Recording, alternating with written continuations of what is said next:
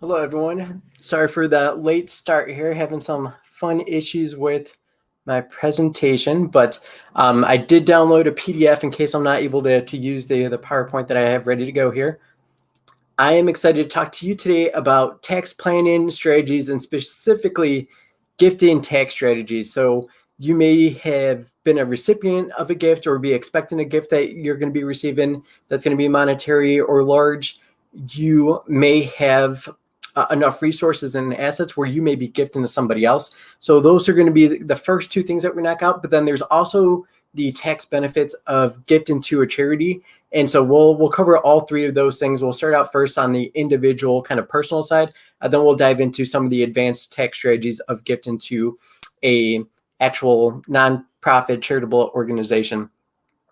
So my name is Lucas Caceres. If you've already seen a couple of my workshops, you might already be familiar with me, but I'm a certified financial planner and I'm the founder of Level Up Financial Planning. I also do tax planning, not only for my clients at Level Up Financial Planning, but as a separate side business of Power Up Tax Planning Services. So that's kind of my background there. That's where I've learned all the fun tax strategies that we're going to be talking about today, as well as the other ones I've covered in my workshops. So the next screen I'm going to pull up, if this cooperates here, is the disclosures. So this is something that I'm just required by law to present and provide you. Since I am a financial expert, I just have to share with you that this is informational purposes only. It's not direct recommendations to you because I don't know your individual situations. Obviously, with my clients, that's a different story. I know their whole financial life, and I'm able to give them that specific information. So if you find something in here that you need additional guidance on, definitely reach out or just do some additional research and dig into these things. So enough time with the disclosures. So the whole point of tax planning and why I enjoy it so much is it impacts everybody. Anyone that's earning income, anyone that receives any type of benefits from the government, taxes are just a part of everyday life. And this has been a saying all the way back to Benjamin Franklin's time. He's the one that said, in this world, nothing can be said to be certain except for death and taxes. So yeah, we all know we're going to die. We all know the only constant is change, and then also death and taxes, right? So taxes are inevitable, and I'm going to talk with you about ways to reduce your tax impact while doing some of the fun things, more enjoyable things of life. And the specific topics we're going to cover today is going to be gifting to individuals and persons, the best way to gift, some of the best asset types to gift, and things to beware of as well, because a lot of times I see some huge issues that occur. They gift the wrong assets or gift something they shouldn't have gifted, and all of a sudden there's a huge tax nightmare that's tied to those things. Then the tail half of the presentation and workshop today is going to be gifting to charitable organizations. So obviously, if you are in a position where you're able to help others, there's a lot of great organizations out there. We'll talk about how to optimize your tax benefits because there has been a lot of tax laws changes, and we're going to make sure that we dive into those specifically. Throughout the presentation, definitely feel free to comment, ask questions, and I will make sure I hit on that as we go through. So why would someone even gift to someone else? We're coming up to the holiday season, so we all know that it's fun to give gifts, get gifts, but there's actually like a lot of benefit of just emotionally and measurements of happiness where given to other people actually increases your happiness pretty dramatically. It's pretty shocking, and it's a more ongoing feeling and sustainable happiness too. It's not like when you get something delivered from Amazon, you get that spike of happiness, and then it just kind of goes away and you have to order more things. It's much more sustained when you're giving to other people. There can be tax efficient ways of doing it, and reducing your estate is also one of the reasons why a lot of people would gift. So if you have a rich, or if you're watching this and you have a sizable amount of assets and you're worried that a lot of it's going to be taxed later on when you pass away, then gifting to people is a great option to reduce your taxes, feel good now, and not make your beneficiaries wait until you pass away before they are able to start implementing some of the things in their life that they could be able to do with some of those gifts. So the two most frequently asked questions about this is, well, who pays taxes when there's a gift? Is it the recipient? Is it the receiver of the gift? And we'll dive into that. Also, is there specific assets that are going to be better than others to gift? And there definitely is. So we'll dive into a couple of those examples. So who pays the taxes? Most likely no one's going to have to pay taxes on gifts. I think that's the biggest surprise I get. Just recently, even this week, I had a client reach out saying, hey, we're going to be purchasing a house, paying for a house, and we got some relatives that are willing to gift us a sizable amount of funds. Like, how do we handle this for taxes? Well, the good thing is no one's going to have to pay taxes on that specifically at that point in time. There is something that the gifter of those funds are going to have to do in order to kind of track this properly for IRS and tax purposes. And so there's a special form they're going to fill out, and it's going to keep track of how they're paying taxes. I'll dive into it just in a little bit here as far as what those limits are, as far as how much you can receive and kind of avoid this gift tax, and some of the mechanics of that too, because that will be helpful for you to take, whether you're the one gifting or you're the one receiving the gift. So if it's an actual asset that's gifted though, then taxes will definitely be a potential concern. And so that's something a lot of people don't realize. They think, oh, I gifted this stock or I gifted this house, no taxes had to be paid at that day or that year. But when those things get sold, it does create a tax situation. So it's something to be aware of, and we'll talk through this. I'm not going to have you dig into this guy. This is just one of the cheat sheets I like to create, and it's a placeholder for me to know to go and share that with you a little bit better, a little bit more viewer friendly. So I will share that here in just a couple seconds. All right, here's this guy. So how the gift tax works and how you can avoid it is there's actually a nice, comfortable limit where people can give gifts and receive gifts and not have to worry about any gift tax at all. Under this limit of $15,000 a year, you actually don't even have to worry about filing anything on your taxes. You can just do it. You don't have to record it or report it anywhere. There's no gift tax. That's a per gifter and per recipient. So if you're a married couple and you're going to be gifting to, let's say, your daughter that is also married, well, that's potentially 2 recipients and 2 gifters. So you can quadruple this up basically and give $60,000 to them and not have to worry about any issues with the tax concerns or the IRS. So I think that's one thing that captures a whole bunch of gifts that happen, whether it's 5,000, 7,000, 10,000. You think this is a lot of money, and it definitely is. It can change people's lives. It gives them a lot of great opportunity for the people receiving this, but it's not sizable enough to actually be a pain in the butt as far as taxes are concerned. So that's one of the nice things about that. Kind of working through the cheat sheet here, there's a crazy limit that you can go up to in gift. So once you surpass this, then that's when things start to get sketchy. The estate taxes are not friendly at all. It could be up as much as 40%. So this lifetime exclusion, this is how it works. If you go above that previous 15,000 that we just talked about, then you have to start reporting it on your taxes, and it starts biting away at this 11.58 million per person. And so, and this is on the gifter side. So per gifter. And that's important to know, because what happens is if you were to gift someone $1 million, well, you're way above the $15,000 limit. And so almost $1 million of that will eat away at this kind of lifetime exclusion voucher that you get. One thing to be aware of, and I'm going to be talking about this in a couple of weeks after the election, if there's a possibility that this could change. It's always been on the radar where like 11.58 million is a lot. So what happens if that gets reduced down to 5 million? Well, there might be a lot of 5 millionaires out there and not necessarily a lot of 11 millionaires. So that could change things and really impact a lot of people. So even though that is the current exclusion rate right now, that's subject to change. So definitely keep an eye on that if you're either receiving gifts or being one that's going to be given those types of gifts. And that also doubles for marriage.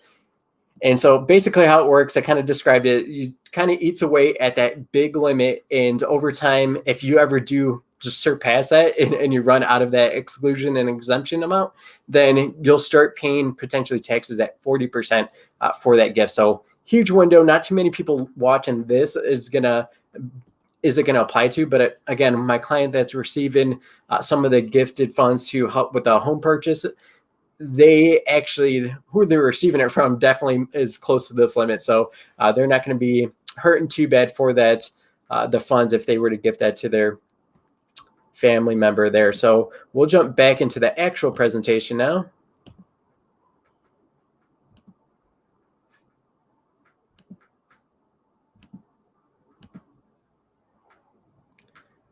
Perfect. And now we're on to the next slide. So we cover that whole cheat sheet for everyone paying attention there.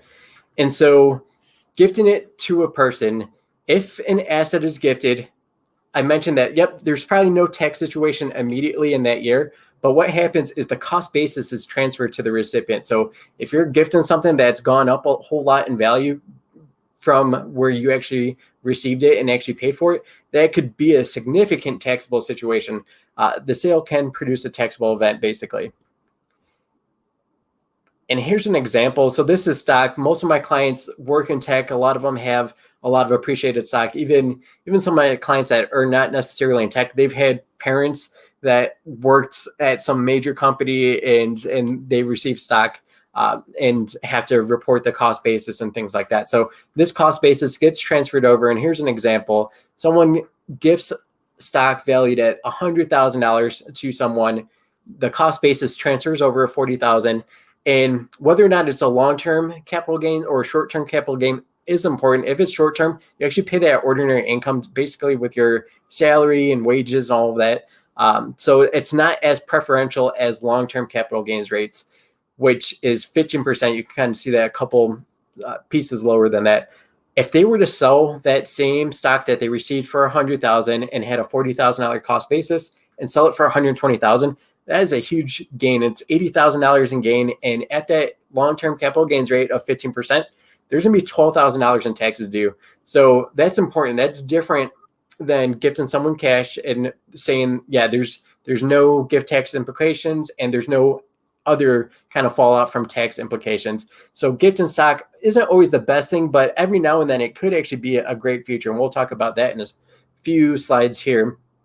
One of the things I want to warn you to be aware of, though, is gifting assets prior to death. So sometimes this happens when parents start to get up in age, as someone finds out that they have a critical sickness or illness and they need help with things. Sometimes what they'll do is they'll add either their children or whoever is going to be helping them to their accounts, or they'll start transferring their assets over. That's really a bad thing to do because there's currently a benefit for the tax system where if someone passes away, the value of those assets automatically receive a step up in basis and really eliminates any tax consequence if you sell those assets right after the person passes away.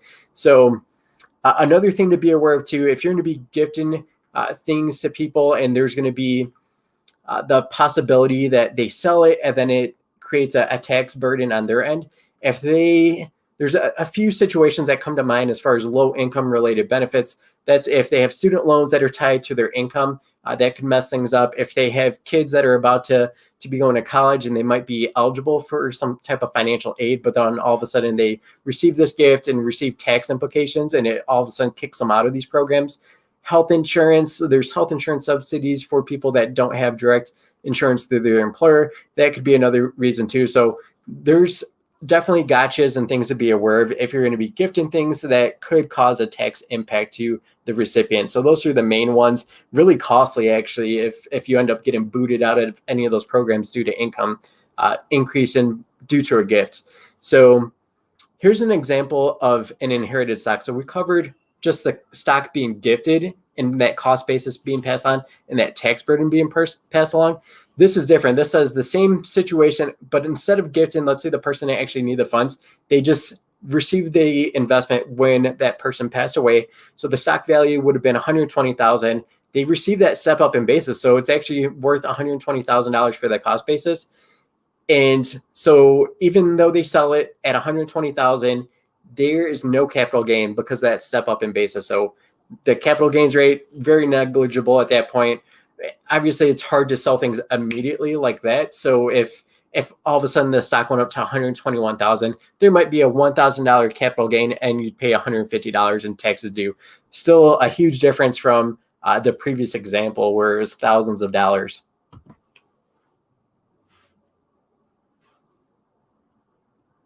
So when does gift in stock make sense? There's a lot of value to gift in stock directly because it could actually reduce your tax liability. So if you know the recipient has a lower income threshold and they fall into the 0% capital gains tax rates, that's a good reason to sell something that you, or not sell it, but instead of selling something, paying capital gains tax on it, and then gifting that recipient cash, you actually can get the stock.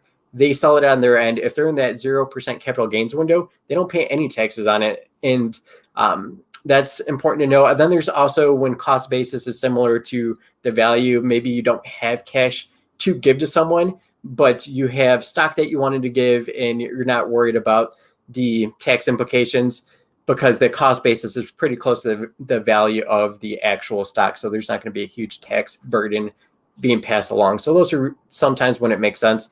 Here's an example of someone being the recipient who does fall into that 0% long-term capital gains rates. So stock value is 100,000, cost basis is 70,000 there, and the sale price at 100,000 means that there's a $30,000 capital gains. So what happens from that point is you look at the capital gains tax rates, find out they're in the 0%, no taxes due. So that's a big difference. If you're the person gifting those funds and you have a 15% capital gains, well, that's going to be a few $100s saved there just in avoiding that and being a little bit more strategic with how you gift to the recipients there.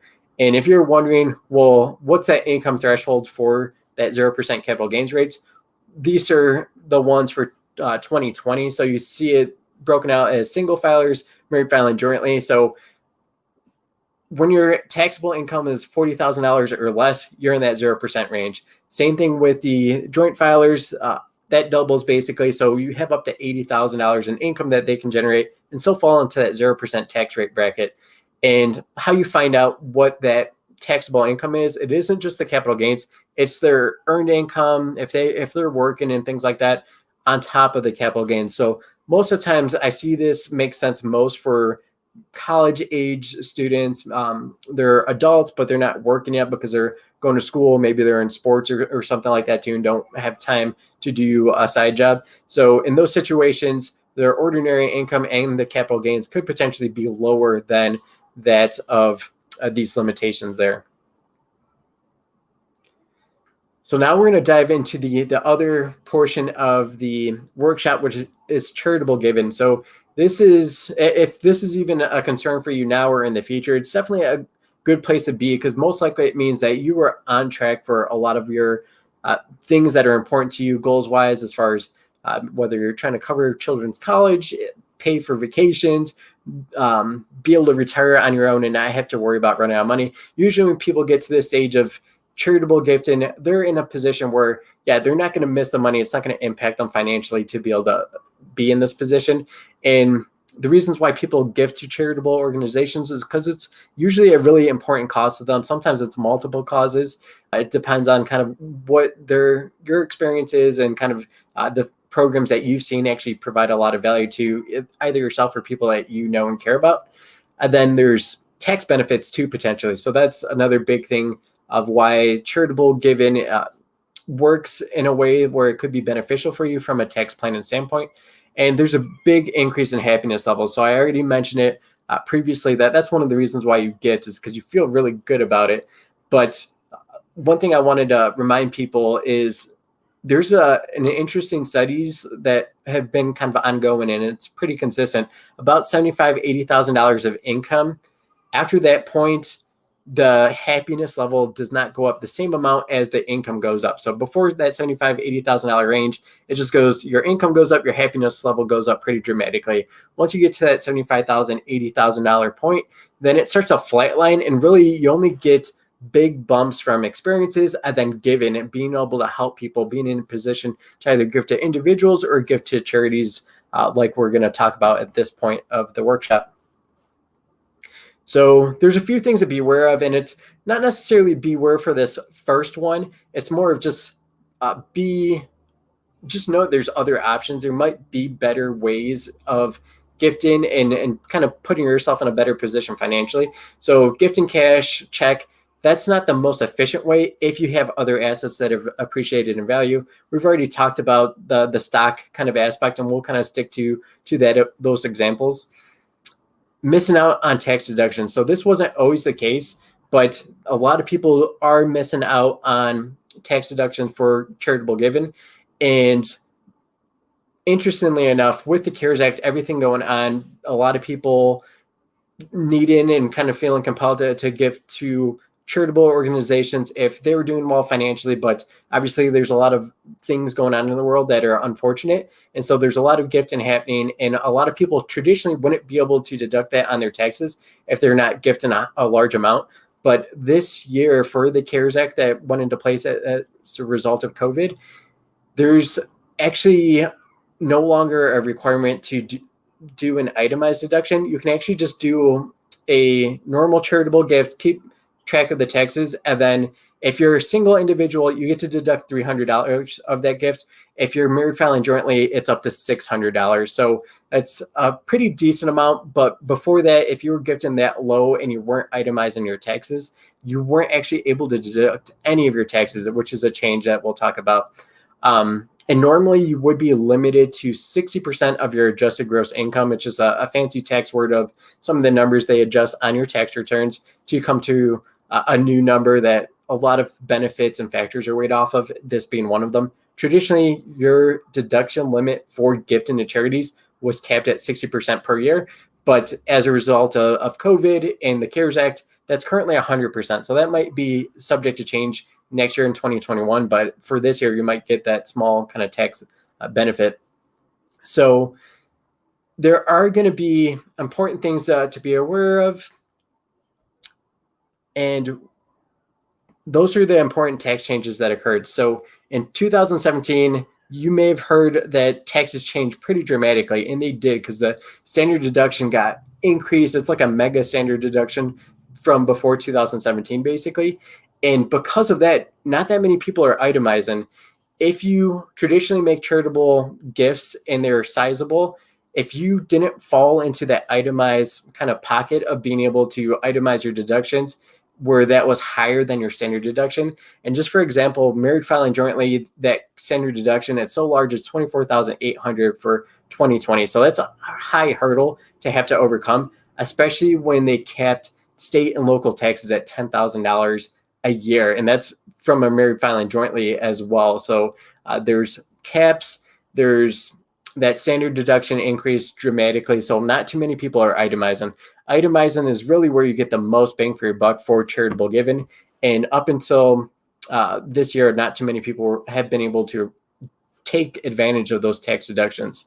So in my experience, a lot of the clients I work with, the best assets to give to charity are actually appreciated stock.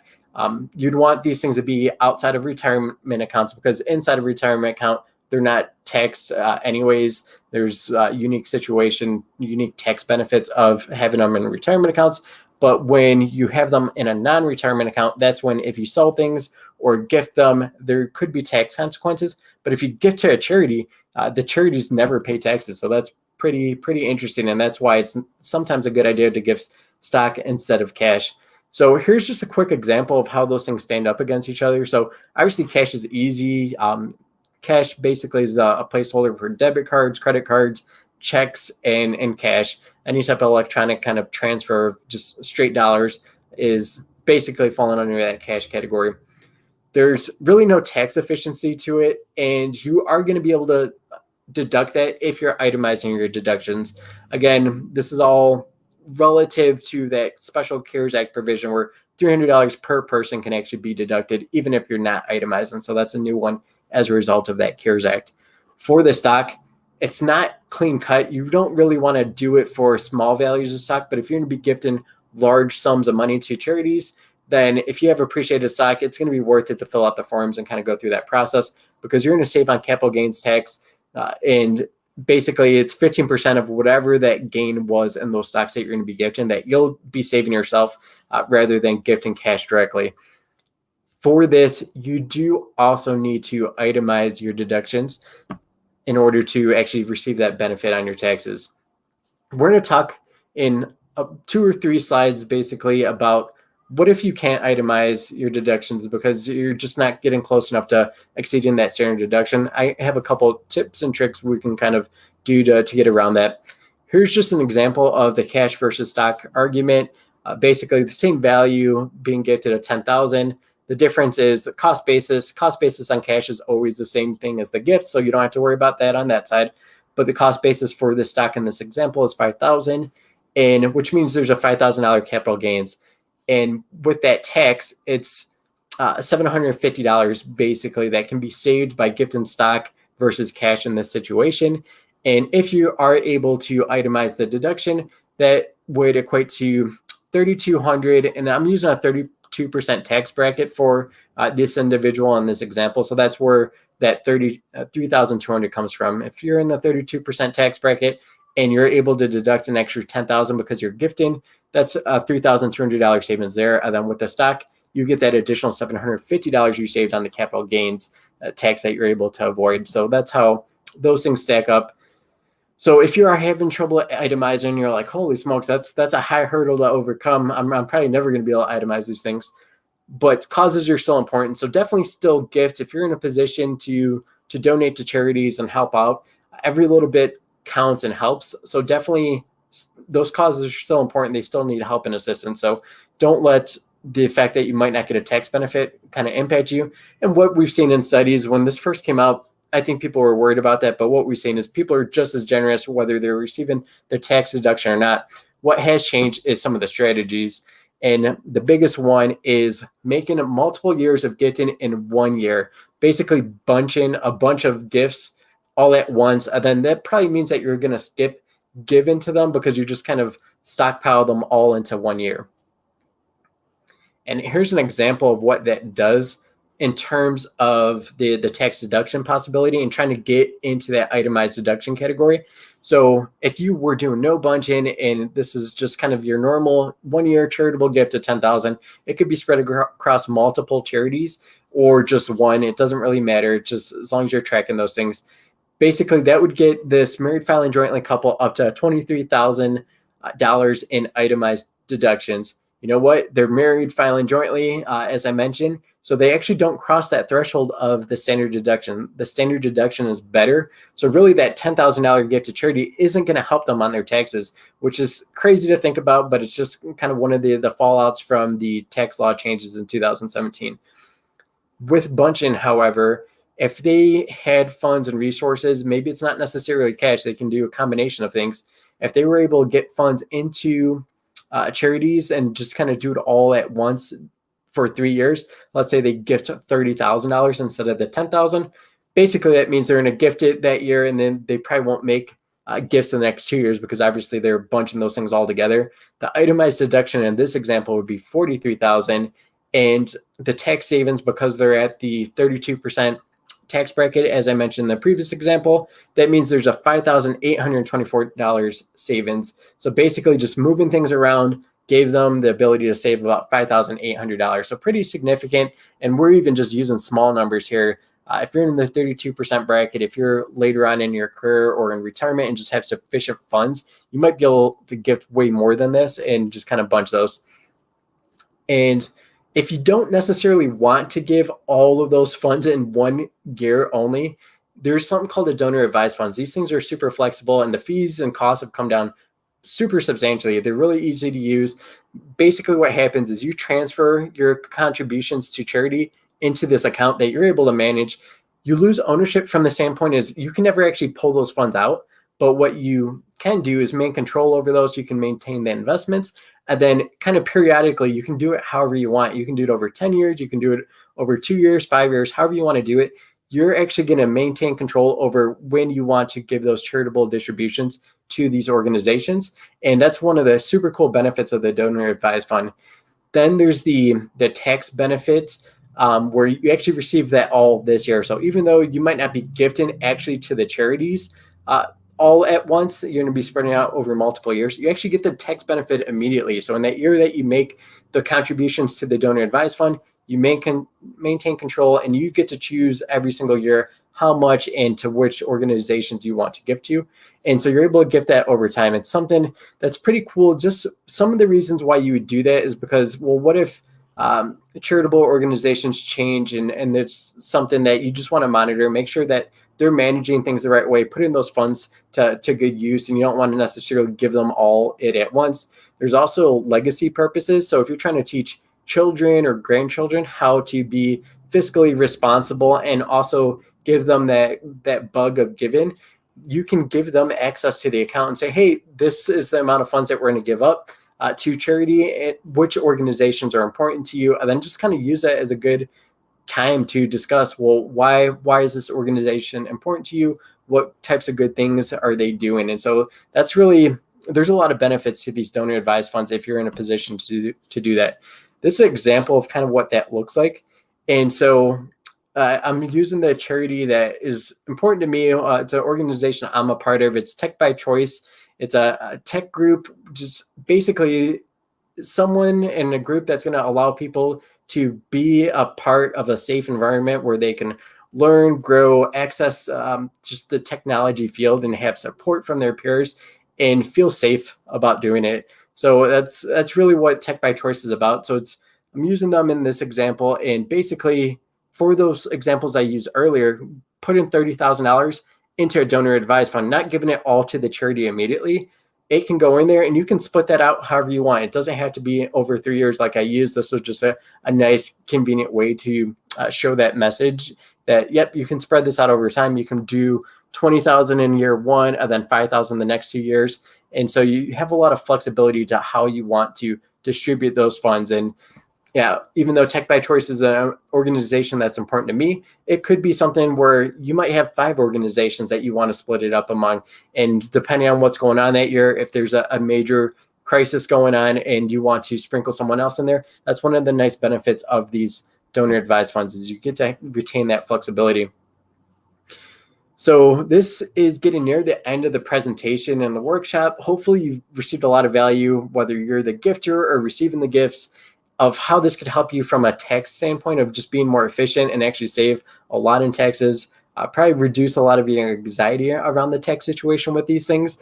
And also just knowing that, yep, now that that's all clear, you can be happier about going through this process for your part of the financial plan as it impacts you.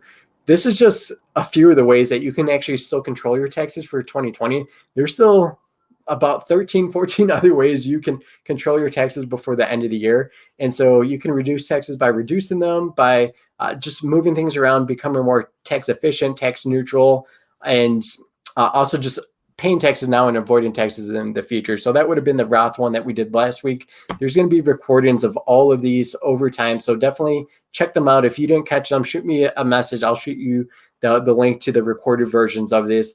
And basically, we covered the charitable gifting. We covered the just gifting to people, but there's also retirement contributions. There's health savings accounts. There's funny, fancy things you can do with employer stock and non-retirement accounts. So those are all the core pieces where you can actually still control your taxes for 2020.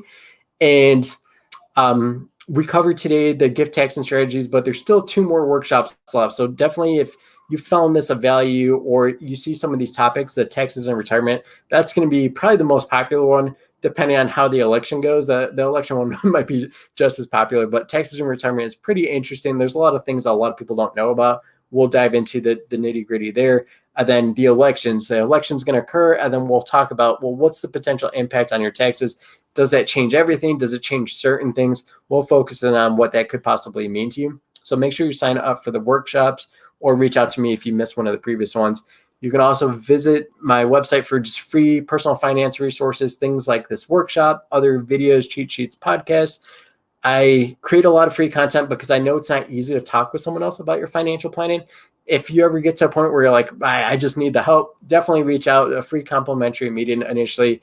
If you need help with your taxes next year, reach out early. I have a limited number of spots that I open for the tax planning because that's really just an additional business in addition to the financial planning that I love. So if you need help there and you don't have someone that you trust and know is going to actually do the right things and actually implement strategies in a forward-thinking manner, definitely reach out. I would say by early 2021 at the latest, because I'll fill up and then I won't take any more clients because I need to honor and respect the value I'm providing them.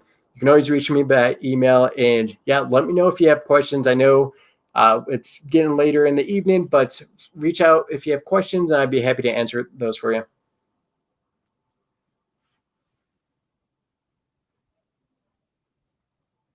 Perfect. I want to thank everyone for joining me. It's been awesome seeing all of you join and kind of stick with me through this broadcast. And yeah, I'm excited for the next few ones as well. So stay tuned and let me know if you have any questions about some of those upcoming topics.